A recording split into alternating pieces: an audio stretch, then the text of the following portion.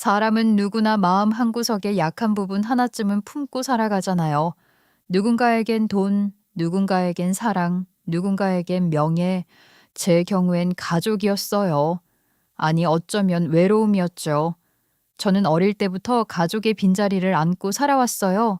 그래서인지 누군가 제 편이 되어주겠다고 다가오면 그 손을 더 소중하게 붙잡았고, 함께할 사람이 생겼다는 사실만으로도 참 쉽게 행복해졌던 것 같아요. 그런데 세상에는 그런 빈자리를 따뜻하게 채워주는 사람도 있지만 오히려 그 틈을 정확히 찾아내 이용하는 인간들도 있더라고요. 제가 어디에서 외로움을 느끼는지, 무엇을 간절히 원하는지까지 계산한 뒤 가장 다정한 얼굴로 다가오는 사람들 말이에요. 오늘 저는 가족이, 내 편이 생겼다고 믿었던 제가 사실은 아주 치밀하게 짜인 판 위에 올라가 있었다는 걸 알게 된 이야기, 그리고 그 판을 완전히 뒤엎고 제 발로 빠져나온 이야기를 들려드리려고 합니다. 지금 시작해 볼게요. 저는 반려동물 행동교정사예요. 문제 행동이 있는 강아지들을 교육하고 보호자 상담을 해주는 게 제 일이죠. 사실 저는 어릴 때 부모님을 잃었어요. 할머니도 할아버지도 계시지 않고 외동인 저는 외로운 어린 시절을 보내야 했어요. 그렇게 고모집과 큰아빠 집을 오가며 자란 제게 강아지는 언제나 가장 좋은 친구이자 가족이었어요. 어느 집에서 지내든 눈치를 봐야 했던 어린 시절, 말없이 제 곁에 붙어 있어주고 제가 울면 얼굴을 핥아주던 강아지들 덕분에 외로운 시간을 견딜 수 있었거든요. 그래서 자라면 꼭 강아지와 관련된 일을 해야겠다고 생각했고 결국 반려동물 행동교정사가 된 거죠. 저의 주된 일은 강아지를 훈련시키는 일이지만 사실은 강아지보다 보호자를 교육하는 일이죠. 강아지가 짖는 이유도, 물건을 망가뜨리는 이유도, 분리불안을 겪는 이유도 대부분 사람에게서 시작되는 경우가 대부분이거든요. 보호자가 무심코 반복하는 행동이나 잘못된 생활 방식이 강아지의 불안을 키우기도 했고, 사랑한다는 이유로 모든 요구를 들어주는 행동이 오히려 문제 행동을 굳히기도 했어요. 유기견의 경우엔 특히나 더 그렇죠. 사람에게 받은 상처로 아이들의 이상 행동들이 나타나는 경우가 많거든요. 사실 사람이 문제인 거죠. 아무튼 그래서 저는 강아지뿐 아니라 보호자의 생활 습관과 가족들의 반응, 집 안 환경까지 하나하나 살펴보며 상담을 진행했어요. 이 일을 오래 하다 보니 별별 사람들을 다 만나게 됐고 화가 나거나 안타까울 때도 참 많았어요. 강아지를 가족이라고 하면서도 정작 산책 한번 안 시키는 사람들도 있고 기껏 데려와 놓고 방치하고 씻기지도 않는 사람들도 있고 반대로 자기 밥은 굶어도 강아지 병원비부터 걱정하는 사람들도 있고요. 하여간 강아지들과 보호자들을 만날수록 강아지는 잘못이 없고 사람은 참 죄가 많다는 생각만 커졌어요. 그러다 보니 나름 사람 보는 눈도 생겼다고 생각했어요. 적어도 누가 진심으로 동물을 아끼는 사람인지는 금방 알 수 있었으니까요. 그런 제가 남편을 처음 만난 것도 상담을 통해서였어요. 시모가 키우던 강아지가 분리불안이 너무 심해졌다며 남편이 시모와 함께 저를 찾아왔거든요. 상담실에 들어온 강아지는 시모 다리에 바짝 붙은 채 한시도 떨어지려 하지 않았고 시모가 자리에서 조금만 움직여도 불안한 듯 낑낑거리며 따라다녔어요. 아유, 제가 잠깐 쓰레기 버리러 나가도 현관문을 긁고 아주 난리가 나요. 밤에도 제가 안 보이면 계속 짖고 요즘은 밥까지 제대로 안 먹고 걱정돼 죽겠어요. 언제부터 증상이 이렇게 심해졌어요? 처음부터 혼자 있는 걸 힘들어했나요? 원래도 엄마를 많이 따르긴 했는데 최근 몇 달 사이에 훨씬 심해졌어요. 저희 엄마가 외출하면 문 앞에서 몇 시간씩 기다리고 발톱이 다를 정도로 문을 긁더라고요. 혹시 최근에 집안 환경이 바뀌었거나 보호자분 생활에 변화가 있다거나 하는 일이 있었을까요? 글쎄, 딱히 그런 건 없는데 제가 얼마 전에 무릎 수술을 했어요. 그 뒤로 몇 달 동안 거의 집에만 있으면서 하루 종일 붙어 지냈거든요. 제가 너무 끼고 살아서 이렇게 된 걸까요? 음, 보호자분께서 잘못을 했다기보다는 늘 함께 있던 생활에 익숙해져서 혼자 남는 상황을 더 견디기 어려워진 것 같아요. 갑자기 오래 떨어뜨리면 불안이 더 심해질 수도 있으니 아주 짧은 시간부터 혼자 있는 연습을 시작하는 게 좋을 것 같아요. 그럼 어떻게 해야 하는지 알려주시면 전부 따라 해볼게요. 저희 두부 좀 꼭 고쳐주세요, 선생님. 선생님이 시키는 거면 뭐든지 다 할게요. 두부, 저한테는 자식이나 다름없거든요. 네, 한번 같이 열심히 해봐요. 제가 도와드릴게요. 남편과 시모는 처음 상담부터 의지가 상당했어요. 보통 잘 모르는 보호자들은 강아지가 말을 듣지 않는다며 불평부터 하는데 두 사람은 달랐어요. 시모는 혹시 자신이 잘못 키워서 그런 건 아닌지 계속 미안해했고, 남편은 강아지가 스트레스 받지 않게 집 구조를 어떻게 바꾸면 좋을지, 산책은 몇 번이 적당한지, 장난감은 어떤 걸 써야 하는지 하나하나 메모까지 하며 제 말을 경청했어요. 상담 내용을 대충 듣고 돌아가는 보호자들도 많았는데 두 사람은 제가 알려준 방법을 빠짐없이 실천했고 다음 교육 때마다 달라진 점을 꼼꼼하게 알려줬어요. 그렇게 이후 몇 주 동안 교육을 진행하면서 남편과 시모를 자연스럽게 자주 만나게 됐어요. 훈련을 진행하는 동안 시모의 강아지는 차츰 혼자 있는 시간에도 안정을 찾기 시작했고, 시모가 잠깐 외출해도 예전처럼 문을 긁거나 밤새 짖는 일이 줄어들었죠. 이후 교육이 끝난 뒤에도 남편은 가끔 강아지 사진을 보내며 많이 좋아졌다고 감사 인사를 했고, 새로운 행동이 생기면 상담을 부탁하기도 했어요. 그러다 만나 자연스럽게 같이 밥도 먹고 이야기도 나누게 됐어요. 처음에는 강아지 이야기만 하다가 차츰 서로의 일과 살아온 이야기도 나누게 됐고, 저희는 그렇게 친구처럼 가까워진 끝에 연애를 시작하게 됐습니다. 시모 강아지가 워낙 예쁘기도 하고 워낙 정이 많이 들어서 연애 초기에도 저는 시모와 가끔 따로 만나고 집에도 자주 놀러 가면서 무척 가깝게 지냈어요. 두부야, 언니 왔다. 아유, 요즘 두부는 너만 기다린다니까. 어째 엄마보다 더 좋아하는 것 같아. 저도 두부가 눈에 밟혀서 일이 손에 안 잡히는 거 있지, 어머니. 보통의 연애라면 남자친구의 엄마와 그렇게 자주 보고 지내는 일은 거의 없겠지만 저희는 아예 처음부터 시모와 강아지 상담을 통해 만났잖아요. 그러다 보니 셋이 함께 시간을 보내는 게 전혀 이상하지 않았고 오히려 자연스러운 일처럼 느껴졌던 것 같아요. 남편과 시모는 강아지를 정말 사랑으로 키웠어요.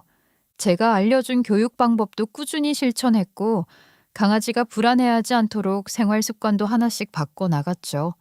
다행히 분리불안도 어느 정도 교정돼 시모의 강아지는 혼자 있는 시간에도 편안하게 쉬게 됐고 산책도 규칙적으로 하면서 행복하게 잘 자라고 있었어요. 저는 그런 모습을 보면서 두 사람에게 더 마음이 열렸던 것 같아요. 약한 존재를 대하는 태도를 보면 그 사람이 어떤 사람인지 어느 정도는 알 수 있다고 믿었거든요. 말로는 얼마든지 다정한 척할 수 있지만 자신보다 약하고 말도 하지 못하는 존재를 대하는 모습만큼은 쉽게 꾸며낼 수 없다고 생각했죠.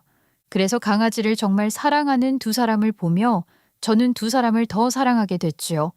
그렇게 연애한 지 몇 달쯤 됐을 무렵이었어요.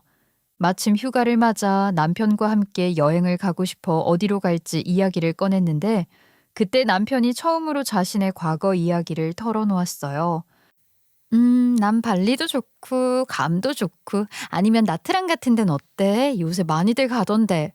음, 글쎄, 왜 별로야? 아님 제주도도 괜찮긴 한데 좀 더 여유롭게 다녀올 수 있으니까. 그게 말이야. 나 사실은 당신한테 아직 말하지 못한 게 하나 있어. 어? 뭔데? 그게 뭐야, 그렇게 심각한 얼굴 하니까 괜히 긴장되잖아. 뭔데 그래? 사실 나 비행기를 못 타.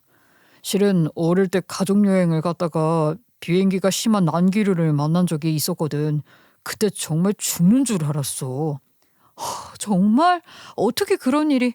많이 무서웠겠다. 어릴 때 겪은 일이면 충격이 더 컸겠네. 그 뒤로 비행기만 타려고 하면 숨이 막히고 과호흡이 와. 몇 번 극복해보려고 공항까지 가본 적도 있는데 공항에 들어가기만 해도 식은땀이 나고 몸이 굳더라고. 그래서 결국 극복하지 못했구나. 음, 이제는 거의 포기했어. 해외여행은커녕 제주도 비행조차 꿈도 못 꿔. 당신이 여행 좋아하는 것 같아서 언젠가는 말해야 한다고 생각했는데 혹시 실망할까 봐 쉽게 말을 못했어. 아니야, 내가 왜 실망해. 그리고 굳이 억지로 극복하지 않아도 돼. 물론 극복하면 좋지만 그러려고 노력하지 않아도 돼. 사람마다 평생 안고 사는 상처 하나쯤은 있는 거잖아. 그래도 당신이 나 때문에 가고 싶은 곳도 못 가게 될까 봐 미안하지. 에이, 아니야. 우리나라에도 좋은 곳이 얼마나 많은데. 해외 대신 우리나라 좋은 곳부터 천천히 함께 다니면 되지. 기차도 타고 차로도 다니고 갈 수 있는 곳부터 하나씩 가보자. 정말 괜찮겠어? 당연하지. 여행지가 중요한 게 아니라 누구랑 가느냐가 더 중요한 거잖아.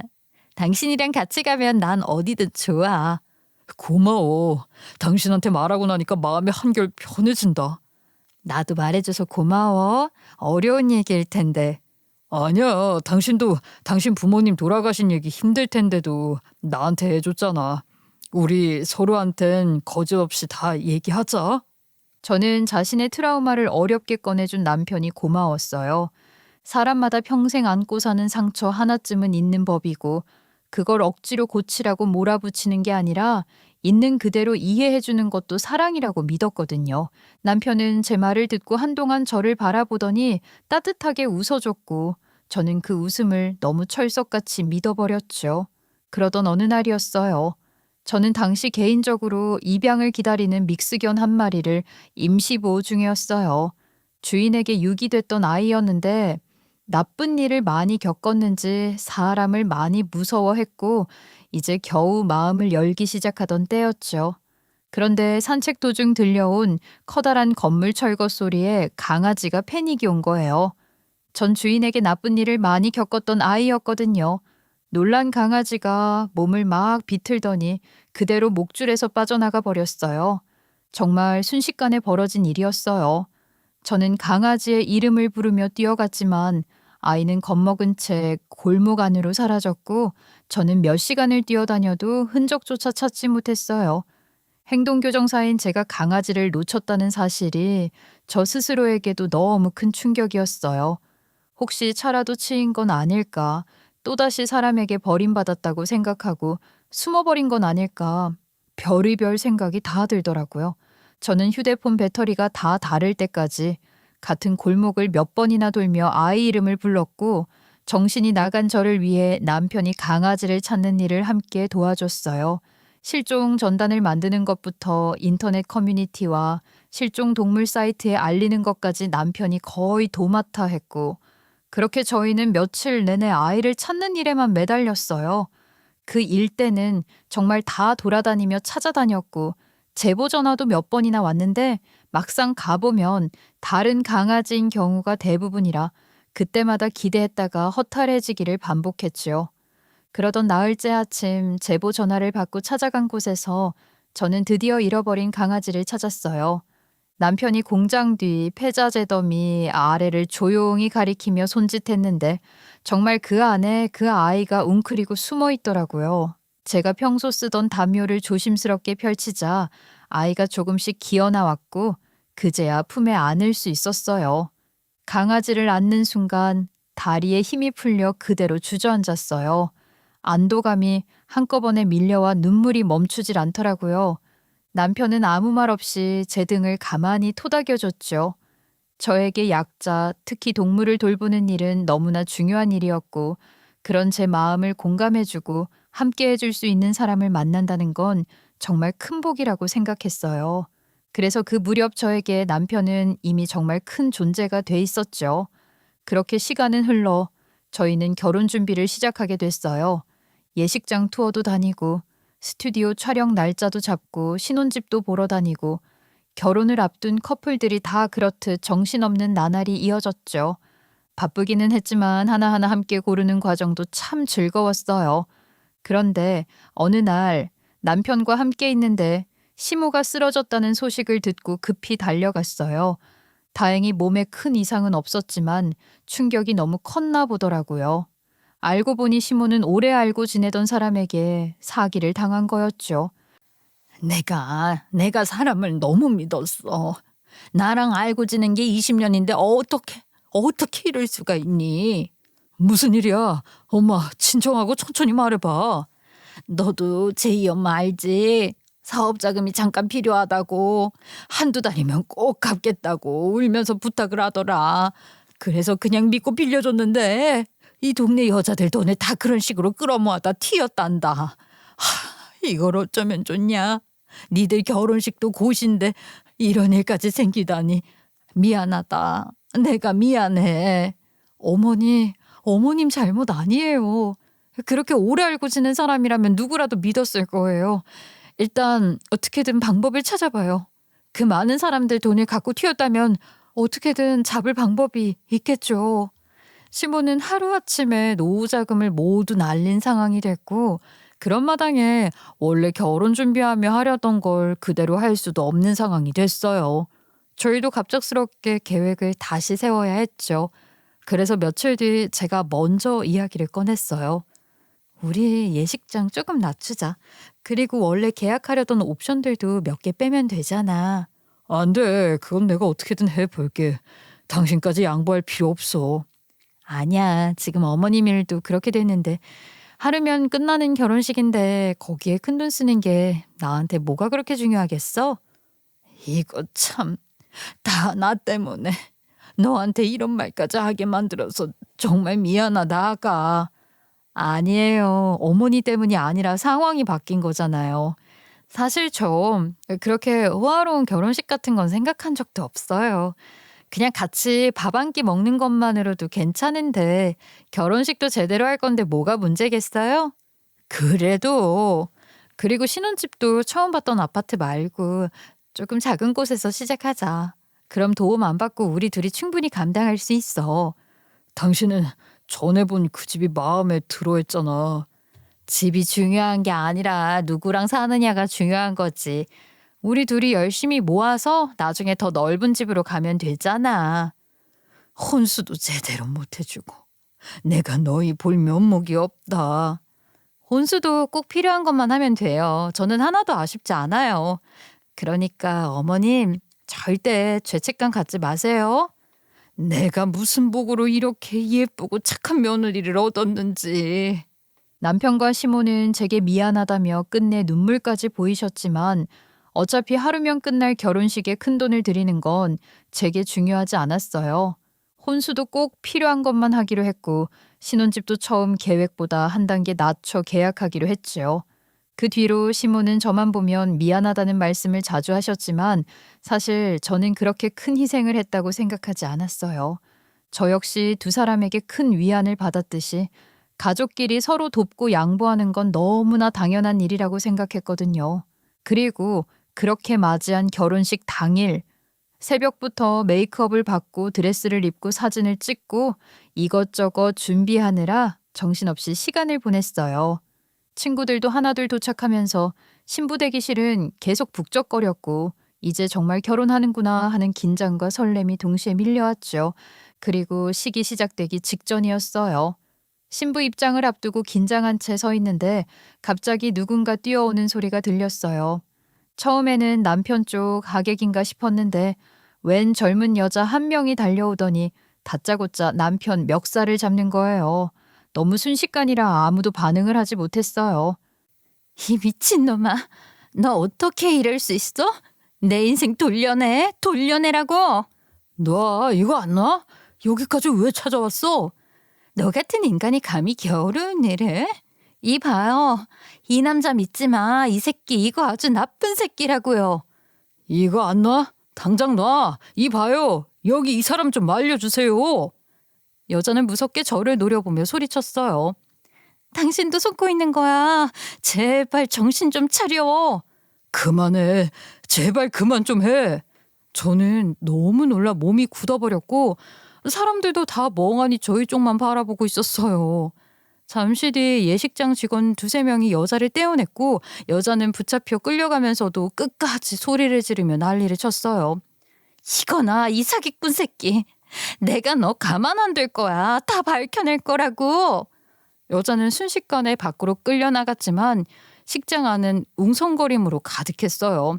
시까지는 겨우 10분 남짓 남은 상황이었어요. 혼란스러운 저는 남편을 바라봤고 남편은 한숨을 길게 내쉰 뒤 제게 조용히 입을 열었어요. 미안해. 당신한테 꼭 말했어야 했는데 사실은 나 저 여자한테 오래전부터 스토킹을 당하고 있었어. 스토킹? 아까 그 여자가 스토커란 말이야? 몇 년 전에 일 때문에 잠깐 알게 된 사람이었는데 혼자 연애한다고 망상을 하더니 실제랑 구분을 못한 건지 뭔지 하여간 연락을 하고 찾아오고 그렇게 시작했어. 분명히 거절했는데 그 뒤부터 연락이 집착 수준으로 변했고. 그런 일이 있었는데 왜 한 번도 말 안 했어? 당신까지 불안해할까봐 그랬지.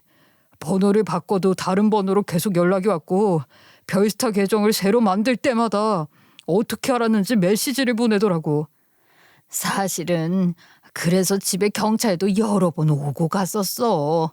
상황이 좀 심각했거든. 사실 좀 힘들었어. 회사 앞에서 기다리다가 갑자기 달려와 안기고 스킨십까지 하려고 한 적도 있었고. 그 정도였다고? 그런데 당신을 만난 뒤부터는 연락도 거의 없어졌었거든.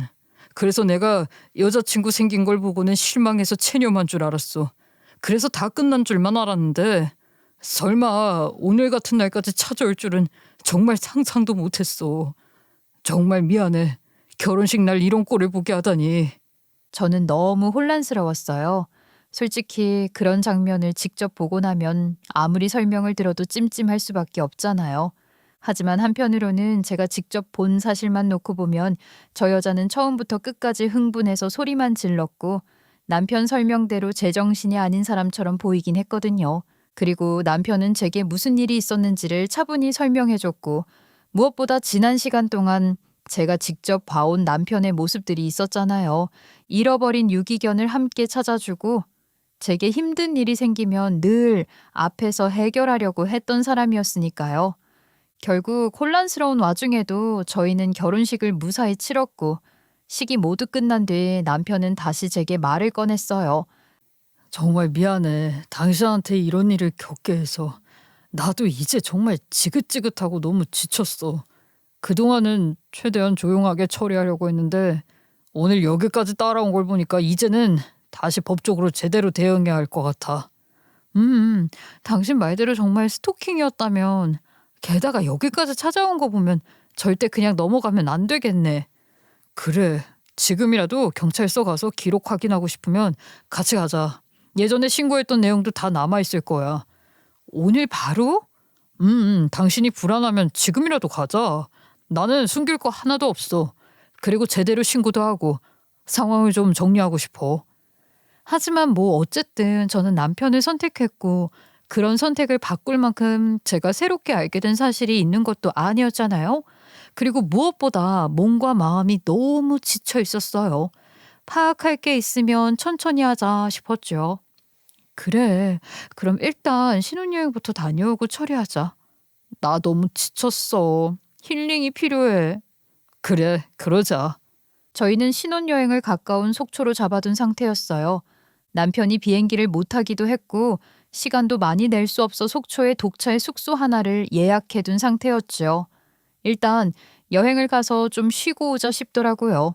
그렇게 좀 늦은 시간에 체크인을 했어요.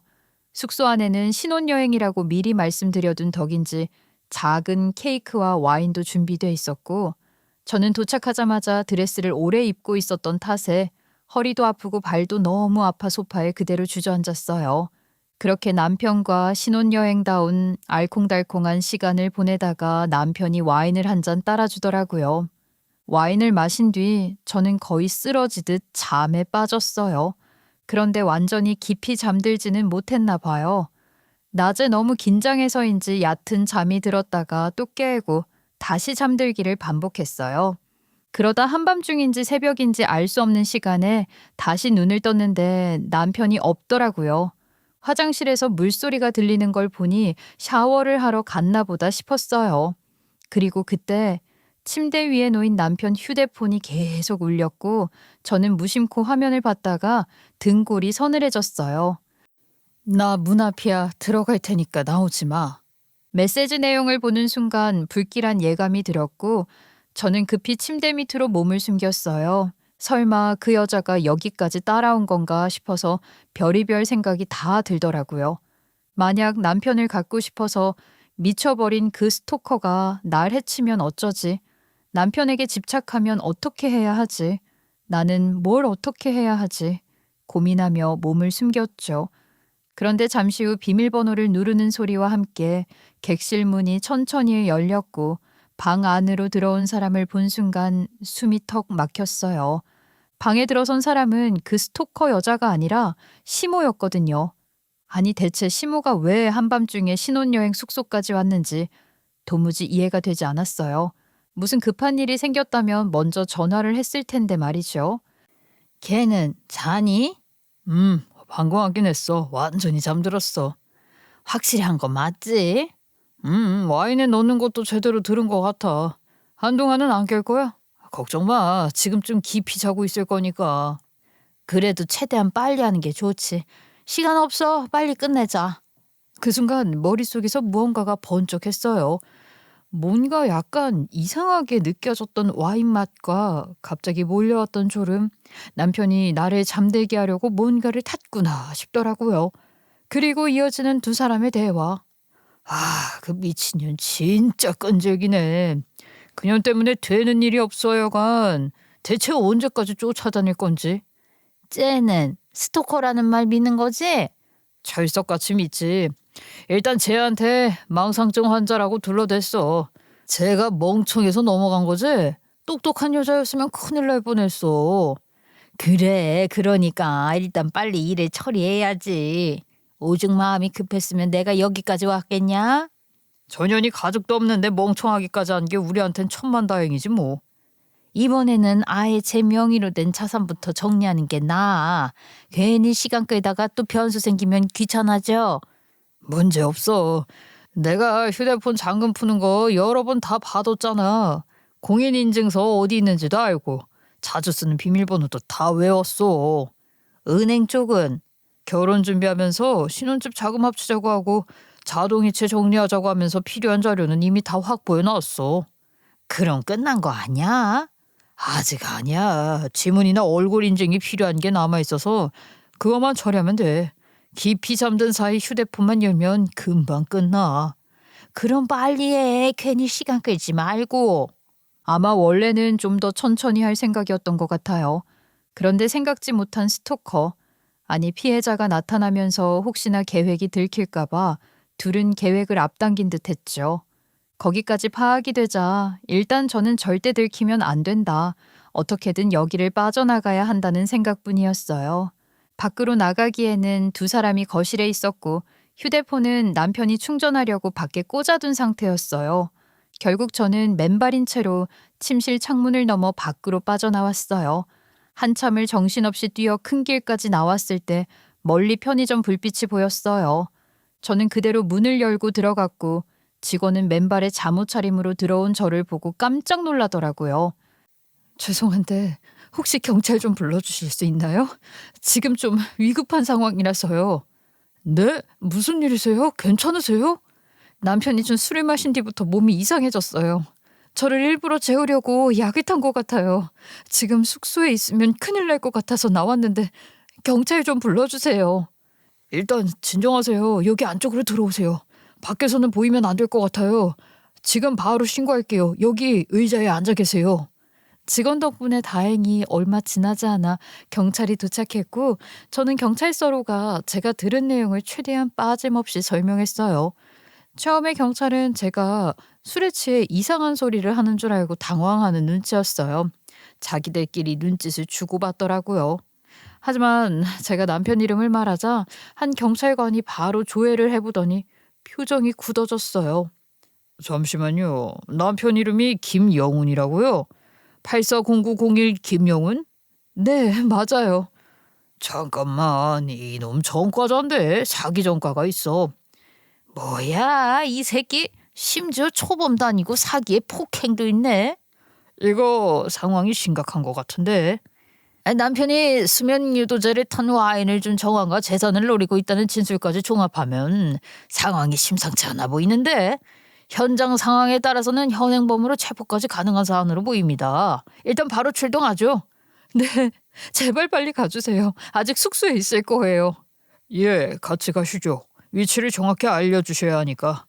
그렇게 저는 다시 경찰과 함께 숙소로 향했고 경찰이 문을 열라고 요구하자 안에서는 한동안 아무 대답도 없었어요. 그러다 정원 쪽을 지키던 경찰이 누군가 욕실 문으로 나오려 한다는 신호를 보냈어요. 남편이 눈치를 채고 빠져나오려다 그대로 붙잡혔고 시모는 객실 안에서 물을 틀어 증거를 없애려 하고 있었어요. 경찰이 안으로 들어갔을 때 욕조에는 젖은 서류들이 둥둥 떠 있었고 세면대 옆에는 제 도장과 신분증, 여러 장의 위임장과 대출 관련 서류가 펼쳐져 있었어요. 누가 봐도 이상하고 수상한 상황이었지요. 그렇게 두 사람은 그대로 경찰에 넘겨졌어요. 저는 병원으로 옮겨져 혈액 검사와 치료를 받았고 경찰은 남편과 시모를 현장에서 분리해 조사했어요. 검사 결과 혈액에서 강한 수면작용을 일으키는 성분이 확인됐습니다. 다행히 복용량 자체가 아주 많은 편은 아니었지만 술과 함께 복용한 상태였기 때문에 졸음이 훨씬 강하게 나타났을 거예요. 제가 갑자기 정신을 잃은 것도 그것 때문이었겠네요. 조금만 양이 더 많았거나 다른 약까지 함께 복용했다면 위험한 상황으로 이어질 수도 있었어요. 그래도 일단 현재 상태는 안정적이니까 너무 걱정하지 마시고요. 자료는 제가 경찰에 전달할게요. 경찰 조사에도 이 검사 결과가 중요한 자료가 될 겁니다. 이 자료에도 불구하고 남편은 제가 결혼식 때문에 불안해 잠을 못 잘까봐 평소 먹던 수면 보조제를 차에 조금 넣어줬을 뿐이라고 주장했지만 제가 그런 부탁을 한 적도 없었고 제 동의 없이 약을 넣었다는 사실 자체는 바뀌지 않았어요. 게다가 객실에서 발견된 서류 중에는 제 명의의 부동산을 담보로 대출을 신청하는 위임장과 인감증명서 발급 위임서까지 있었어요. 일부 서류에는 이미 제 도장이 찍혀 있었고 서명은 남편이 제 글씨를 흉내낸 것으로 보였어요. 경찰 조사 결과 예상대로 결혼식장에 찾아온 여자는 남편이 말한 스토커가 아니라 이전 피해자였고 심지어 피해자는 그 사람 하나만이 아니었어요. 걔 중에는 정식으로 혼인신고까지 한 사람도 있었고 결혼을 약속한 뒤 신혼집 자금이나 사업 투자금 명목으로 돈을 넘긴 사람도 있었으며 동거하다가 갑자기 남편이 사라진 경우도 있었어요. 피해 방식은 조금씩 달랐지만 공통점은 똑같았어요. 피해자는 모두 저처럼 부모가 없는 여자들이었다는 것. 외로움을 느끼고 보호자가 없는 취약한 여자들에게 남편이 먼저 다정하고 믿음직한 사람으로 접근하고 시모가 따뜻한 시어머니 역할을 하며 신뢰를 굳힌 뒤 결혼을 명분으로 재산과 금융정보를 빼냈던 거였어요. 그리고 저에게 접근한 과정도 전부 하나부터 10까지 모두 계획된 거였더라고요. 제가 부모님을 사고로 잃었지만 부모님이 물려주신 유산으로 혼자 센터를 운영하며 안정적으로 수입을 올리고 있다는 사실까지 이미 파악하고 있었던 거예요. 시모의 강아지 역시 원래부터 심한 분리불안이 있던 강아지가 아니었어요. 강아지를 일부러 불안하게 만든 뒤 남편과 시모가 누구보다 애틋하게 돌보는 모습을 보여줬던 거죠. 거기다 제가 유기견을 임시 보호한다는 사실을 알고 난 뒤에는 남편이 자원봉사자 모임에 일부러 가입했고 강아지가 실종됐을 때도 누구보다 적극적으로 찾아다니며 제 신뢰를 얻었고요. 전부 제가 마음을 열게 만들기 위한 쇼였던 겁니다. 제가 사랑이라고 믿었던 기억들이 전부 사기였다는 사실은 너무 큰 충격이었지만 더 이상 상처받고 주저앉아 있을 생각은 없었어요. 저는 경찰에게 제가 기억하는 날짜와 대화, 남편이 결혼 준비 과정에서 요구했던 서류와 금융정보 등 모든 정보를 하나도 빠짐없이 정리해 넘겼어요. 그리고 조사 과정에서 저는 결혼식장에 찾아왔던 여자도 직접 만났어요. 그땐 미안해요. 나 때문에 놀랐을 거 알아요. 근데 그땐 달리 방법이 없었어요. 아니에요. 미안하긴요. 오히려 제가 고맙다고 해야죠. 그때 만약 찾아오지 않으셨다면 저는 아직도 아무것도 모른 채 그 사람 옆에 있었을 거잖아요. 사실 저도 끝까지 갈까 말까 정말 많이 망설였어요. 또 미친 사람 취급만 받을 것 같았거든요. 그래도 끝까지 포기하지 않고 찾아와 주셨으니까 그 덕분에 저는 제 인생을 구한 거예요. 그쪽도 부모가 없다면서요? 나도 그렇거든요. 그래서 더 믿었던 것 같아요. 내 가족이 될 거라고. 그놈도 그놈 엄마도 정말 진심으로 믿었어요. 돈을 다 잃고 나서는 몇 달 동안 집 밖에도 못 나갈 정도로 무너졌고요. 그런데 왜 그때 끝까지 처벌을 받게 하지 못한 거예요? 어느 날 그놈 엄마가 찾아왔어요. 아들이 죽을 것 같다면서 무릎까지 꿇고 빌더라고요. 일부라도 꼭 갚겠다고 합의만 해달라고 울면서 사정했어요. 처음부터 속이려고 한 건 아니라면서 번지르르하게 말을 해대서 저도 그 말을 믿고 결국 합의를 해줬죠. 그런데 약속을 안 지킨 거군요. 네, 약속과는 달리 돈은 끝내 한 푼도 안 들어왔어요. 연락처를 다 바꾸고 두 사람이 같이 사라졌죠. 그러다 어렵게 수소문하다가 그 사람이 이번엔 그쪽하고 결혼한다는 걸 알게 됐어요. 또 똑같은 일이 반복될 것 같아서 그래서 예식장까지 찾아간 거예요. 검찰은 남편과 시모를 여러 피해자를 상대로 장기간 역할을 나눠 움직인 결혼 사기 일당으로 판단했어요. 남편에게는 사기와 사문서 위조, 위조 서류 행사 시도, 약물을 몰래 먹인 혐의 등이 적용됐고 시모 역시 공동 정범으로 함께 재판에 넘겨졌어요. 두 사람은 재판이 시작된 뒤 서로 책임을 떠넘기기 바빴어요. 내가 혼자 한 게 아니잖아. 다 엄마가 하자고 한 거잖아. 난 시키는 대로만 한 거라고. 뭐? 내가 시켰다고? 웃기고 있어. 사기는 네가 먼저 계획한 거잖아. 거짓말 하지 마. 피해자들 만날 때마다 엄마가 먼저 나서서 연기해놓고 어디서 발뺌이야? 얘 봐라, 웃기고 있네.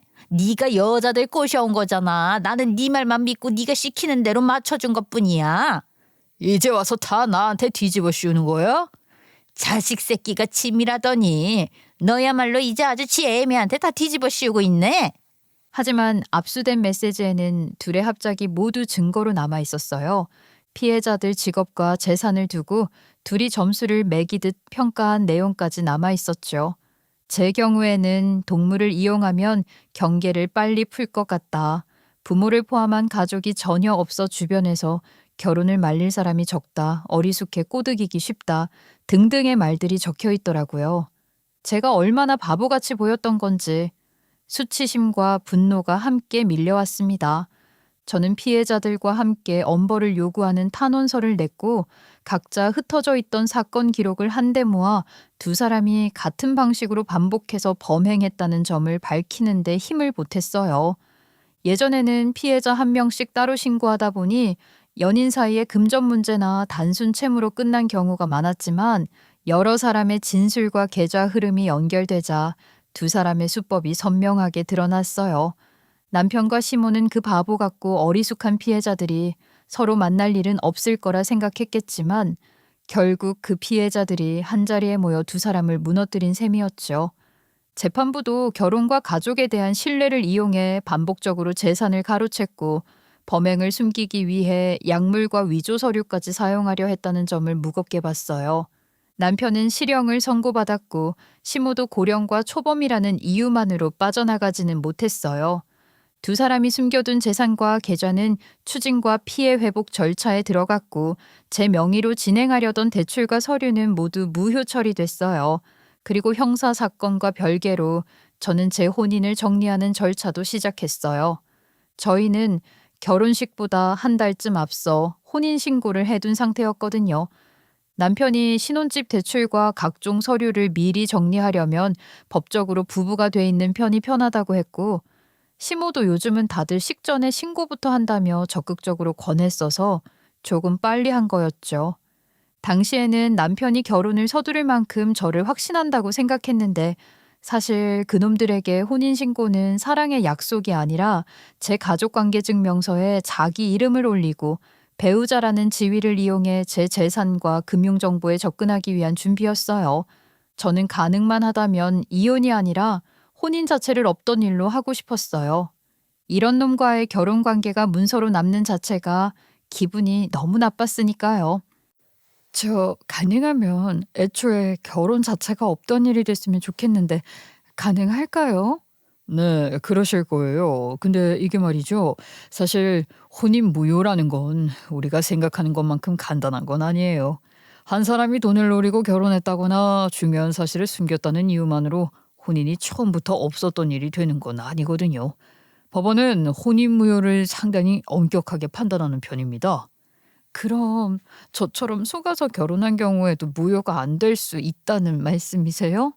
네, 상대가 거짓말을 했더라도 실제로 부부로 살아갈 의사가 어느 정도 있었다고 판단되면 혼인 무효보다는 사기에 의한 혼인 취소나 이혼으로 정리될 가능성이 커요. 그런데 저 사람은 애초부터 제 재산만 노렸잖아요. 가정을 꾸릴 생각은 처음부터 없었던 것 같은데요. 네, 일단 바로 그 부분이 중요합니다. 남편분이 처음부터 가정을 꾸릴 의사는 전혀 없이 오직 재산을 빼앗기 위해 혼인신고라는 외관만 만들었다는 점이 입증된다면 당사자 사이에 진정한 혼인의 합의가 없었다는 이유로 혼인 무효를 주장해 볼 수 있을 것 같아요. 그럼 그렇게 해주세요, 변호사님. 저 사람과의 결혼을 법적으로도 없던 일로 만들 수 있다면 전 끝까지 해보고 싶어요.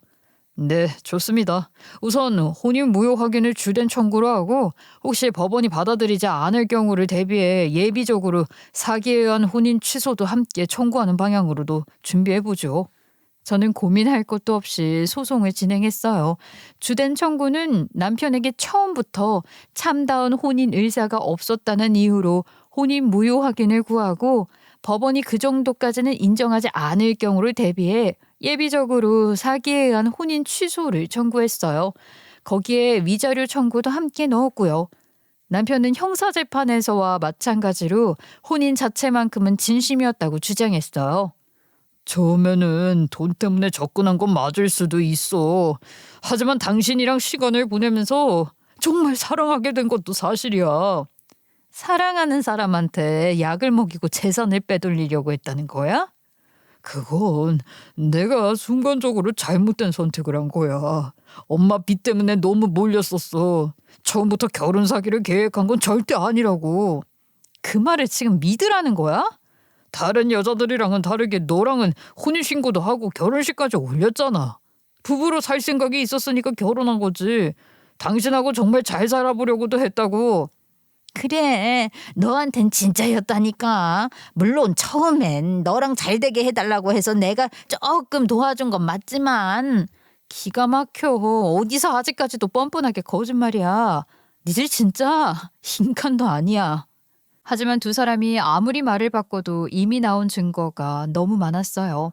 남편 휴대폰에서는 저를 만나기 전부터 제 부동산과 센터 매출, 가족관계와 생활 방향을 조사한 기록이 발견됐고 제가 가진 재산을 정리한 내용과 접근 방식, 혼인신고를 언제 유도할지 의논한 내용까지 그대로 남아 있었어요. 결혼식 날짜보다 혼인신고 날짜를 더 중요하게 관리한 흔적도 있었고 제가 혼인신고서에 도장을 찍은 바로 다음 날 남편이 제 가족관계 증명서와 부동산 서류를 발급받으려 한 기록도 확인됐어요. 무엇보다 결정적이었던 건 이전 피해자들의 사건이었어요. 남편은 다른 여자들에게도 결혼을 약속하거나 실제로 혼인신고를 한 뒤 돈을 빼낸 적이 있었고 관계가 끝날 때마다 상대가 집착하거나 정신적으로 불안한 사람이라는 소문을 퍼뜨렸더군요. 시모는 매번 다정한 어머니 역할을 하며 피해자를 안심시켰고 문제가 생기면 아들이 상처를 많이 받은 사람이라 그렇다며 감싸거나 돈을 돌려주겠다고 시간을 끌었고요. 그렇게 두 모자가 상대만 바꿔 같은 수법을 반복했다는 사실은 남편이 저와 정상적인 부부 공동 생활을 만들려 했던 게 아니라는 걸 너무나 명확히 보여줬죠. 결국 법원은 남편이 처음부터 저와 정신적, 육체적 공동체를 이루어 부부로 살아갈 의사가 없었고 오직 재산상 이익을 얻기 위해 혼인신고와 결혼식이라는 외관을 만든 것으로 판단했고 그렇게 저희 혼인은 무효라는 판결이 내려졌습니다. 그러니까 쉽게 말하면 법적으로 처음부터 진정한 혼인이 성립하지 않았다고 확인된 거죠. 판결이 확정된 뒤 가족관계 등록부에도 그 내용이 정리됐고 제 기록에 남아있던 남편, 아니 그 가해자놈의 이름도 혼인무효 판결에 따라 바로잡혔어요. 위자료 청구에서는 두 모자 모두의 책임이 인정됐어요. 전시모는 단순히 아들의 잘못을 뒤늦게 알게 된 가족이 아니라 처음부터 대상을 고르고 신뢰를 얻는 과정에 참여한 공범이었잖아요. 두 사람에게는 공동으로 위자료를 지급하라는 판결이 내려졌고 형사 사건에서 확인된 은닉 재산에 대해서도 가압류와 강제 집행 절차가 진행됐어요. 지금까지는 피해자들이 각자 흩어져 있었기 때문에 연인 사이의 돈 거래나 단순한 파혼 문제로 넘어갈 수 있었지만 이번에는 과거 피해자들이 모두 연결됐고 수법 전체가 하나의 범죄로 드러나 두 사람은 끝내 빠져나가지 못했어요. 두 사람은 구치소와 교도소에서도 계속 저에게 편지를 보냈어요. 구구절절 말은 길었지만 결국에는 탄원서를 써달라는 이야기였지요. 정말 어이가 없더라고요. 끝까지 자기들이 벌인 일보다 자기들 처지만 중요한 인간들이었죠. 저는 편지를 한 번도 직접 받지 않았고 변호사를 통해 모든 연락을 중단하고 앞으로는 편지도 받지 않겠다고 분명하게 통보했어요. 시모가 데리고 있던 강아지는 두 사람이 구속된 뒤 보호시설로 보내졌어요. 저는 그 소식을 듣고 직접 임시보호처를 알아봤어요. 그 강아지는 아무 잘못도 없었고 오히려 두 사람이 저에게 접근하기 위해 일부러 불안을 키운 또 하나의 피해자였잖아요. 다행히 오랫동안 반려견을 키워온 부부가 입양을 결정했고 꾸준히 교육을 받은 뒤에는 혼자 남겨져도 예전처럼 문을 긁거나 울지 않게 됐어요. 강아지도 생명을 이용하는 몰상식한 놈들을 떠나 새 보호자를 만나 안전한 곳으로 가게 돼 정말 다행이었어요. 저 역시 시간은 조금 걸렸지만 다시 일상으로 돌아왔어요. 누군가 강아지를 애틋하게 바라보는 모습을 보면 저것도 연기일 수 있다는 생각이 들기도 했고 사람을 믿는 게 힘든 시기도 보냈어요. 하지만 진심으로 반려견을 걱정해 찾아오는 보호자들은 여전히 많았고 자신의 잘못된 행동을 인정하고 바꾸려는 사람들도 있었어요. 저는 예전처럼 무조건 사람의 선의를 믿지는 않게 됐지만 그렇다고 모든 다정함을 의심하며 살지도 않기로 했어요. 저는 지금도 혼자 지내고 있어요. 당분간 다시 결혼할 생각은 없지만 사랑이나 사람 자체를 포기한 건 아니에요. 다만 이제는 전처럼 사람을 쉽게 믿지는 않을 겁니다. 예전에 저는 가족이 없다는 사실을 제 가장 큰 약점이라고 생각했어요. 기댈 사람이 없으니 더 잘해야 하고 누군가 제 편이 되어주면 무슨 일이 있어도 놓치지 말아야 한다고 생각했죠. 그런데 이번 일을 겪고 나서야 알게 됐어요. 혼자라는 것과 약하다는 건 전혀 같은 말이 아니더라고요. 저를 지켜줄 가족이 곁에 없다고 해서 제가 제 자신을 지키지 못하는 사람인 건 아니었어요. 오히려 마지막 순간 저를 살린 건 누군가의 도움이 아니라 위험을 알아차리고 맨발로 창문을 넘어 도망친 제 판단과 용기였으니까요. 그 두 모자는 제가 외롭고 어리숙해서 쉽게 무너질 거라고 생각했겠죠. 하지만 결국 끝까지 버틴 것도 저였고 흩어져 있던 피해자들을 모아 두 사람을 무너뜨린 것도 저희였어요. 약하다고 골랐던 사람들이 한자리에 모이자 정작 가장 약한 쪽은 그 두 사람이었던 셈이죠. 앞으로도 살아가며 외로운 순간은 분명 있을 거예요. 하지만 이제는 그 빈자리를 아무나 들어와도 되는 자리로 두지는 않으려고 해요. 제 삶의 문은 제가 열고 제가 닫고 위험하다 싶으면 맨발로라도 빠져나올 수 있는 사람으로 살아가려고 합니다. 여러분도 부디 스스로 약하다고 생각하는 부분 때문에 주눅 들지 않으셨으면 좋겠어요. 상처가 있다는 건 약하다는 뜻이 아니라 그만큼 아픈 시간을 견디고 여기까지 왔다는 뜻이니까요. 여러분 안에 강함을 잃지 않으시길 바라며 제 이야기를 끝까지 들어주셔서 진심으로 감사드립니다.